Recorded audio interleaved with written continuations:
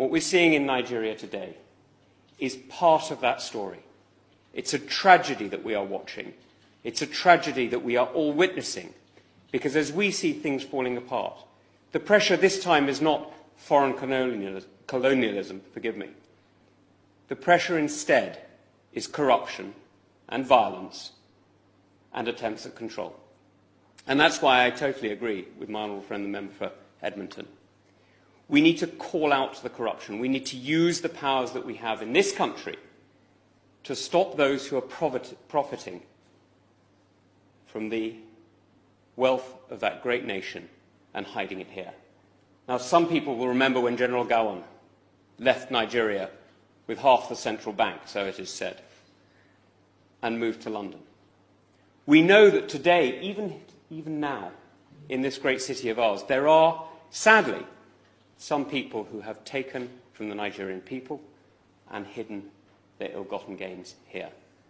We know that our banks, sadly, have been used for that profit and for that illegal transfer of assets.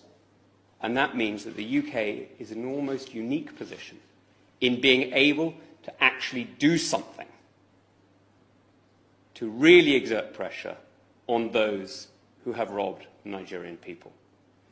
Now, this puts a particular onus on the Minister, and I know my right honourable friend knows it, that using Magnitsky sanctions today isn't just about protecting Nigeria, although it is. It's not just about respecting Nigerian young people who have been robbed and murdered by these SARS units. It's actually about protecting the United Kingdom, because what happens in Nigeria matters fundamentally to us here. This is the third country of the Commonwealth. This is a country of 200 million people.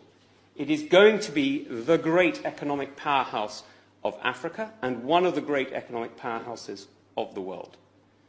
This is a country whose wealth, not just in the oil off the river state, but in the imagination and creativity of its people, is witnessed every day in Nollywood and perhaps more my style at the great University of Jos. This is a country that gives so much to the world already, despite the fact that it is ill-governed, brutalised and robbed. Just imagine what it could give if the Plateau state